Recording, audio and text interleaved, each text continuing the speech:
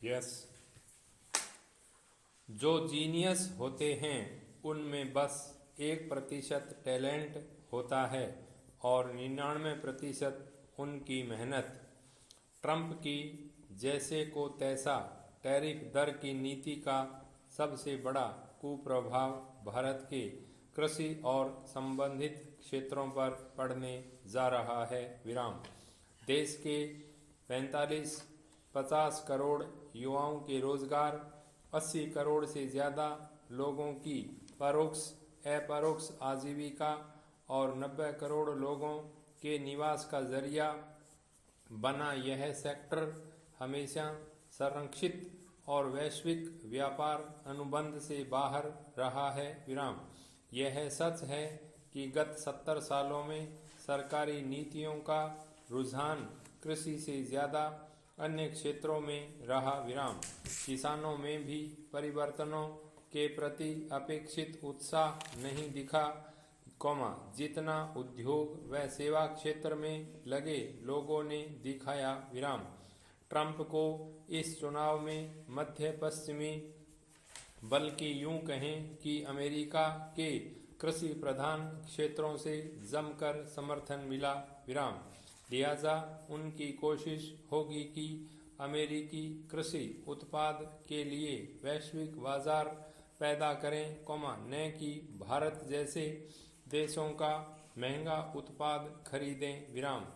आज भारत और अमेरिका के बीच टैरिफ का अंतर 29% है, यानी अमेरिकी उत्पादों की खरीद और अपने उत्पाद की बिक्री के बीच भारत को मात्र टैरिफ से 29% का लाभ रहता है।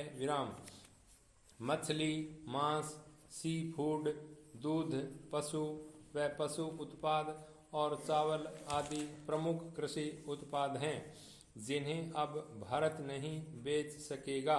इसका असर यह होगा कि मछुआरों, धान और दुग्ध उत्पादकों को छोटा वैश्विक मार्केट मिलेगा, अन्यथा सस्ते दाम पर घरेलू बाजार होगा।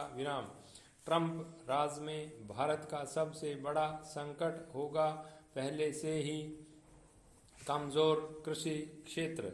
दुनिया की रीति अलग होती है और धर्म क्षेत्र की नीति अलग। धर्म की दुनिया में कहा जाता है कि जब आप अपना होना जान जाते हैं तो खुद मिट जाते हैं, और जब मनुष्य खुद को मिटाता है तो ईश्वर को पाता है। लेकिन दुनियादारी में उल्टा है। अपने होने के लिए दूसरे को मिटाना पड़ता है। जब आप धन की दौड़ में हों तो ध्यान रखिएगा, कईयों को निर्धन बनाएंगे तब धनवान बन पाएंगे। और यह भी सही है कि जब आप धनवान होने की तैयारी करते हैं तो कईयों को धनवान बना भी देते हैं। कईयों के पेट भरेंगे और हो सकता है कि आपके कारण कई भूखे मर जाएं। इसलिए दोनों संभावनाओं पर काम करिए।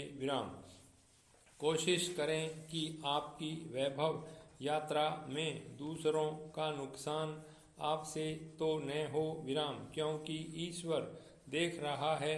हम जान भी नहीं पाते और दूसरों का नुकसान कर देते हैं। यह अज्ञात पाप ईश्वर हमारे नाम लिख देता है। आप चाहें जितनी सफाई दें, पर ऐसी भूलें यदि की हैं तो ईश्वर नहीं बख्शेगा। इसलिए आगे बढ़िए, पर उन लोगों को धक्का मत दीजिए जो समर्थ नहीं है। उनका शोषण मत कीजिए, बल्कि जो कुछ अच्छा दे सकते हैं तो दीजिए। ईश्वर आपकी पीठ थपथपाएगा। ट्रंप जहां यूक्रेन को T-90 टैंक के नीचे दबा देने पर आमादा है, डेनमार्क से ग्रीनलैंड छीन लेने की धमकी दे रहे हैं और यूरोपीय लोगों को यह कहकर रोने पर मजबूर कर रहे हैं कि उन्हें बेलगाम पुतिन का अपने ही बूते सामना करना पड़ेगा।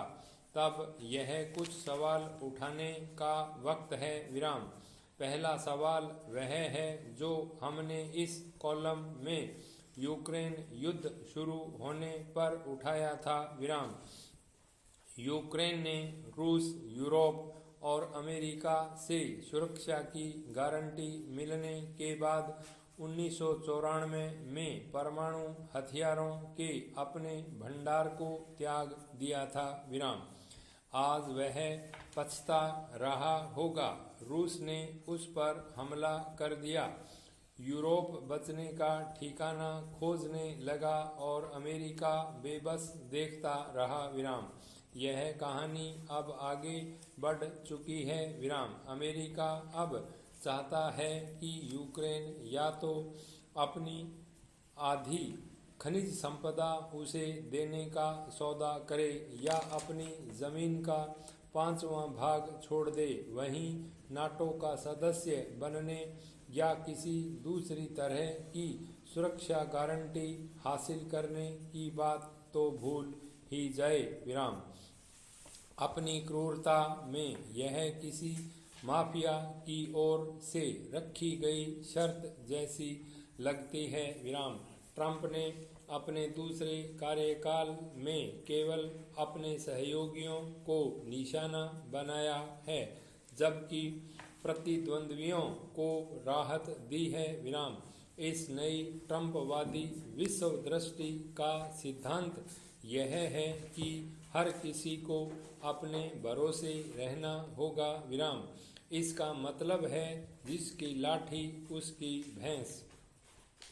ट्रंप के जिन वीडियो को देखें जिसमें वे यूरोप, नाटो को संबोधित करते हुए कह रहे हैं कि उनकी सुरक्षा अमेरिका का सिरदर्द नहीं, क्योंकि हम दोनों को एक सुंदर महासागर अलग कर रहा है। विराम।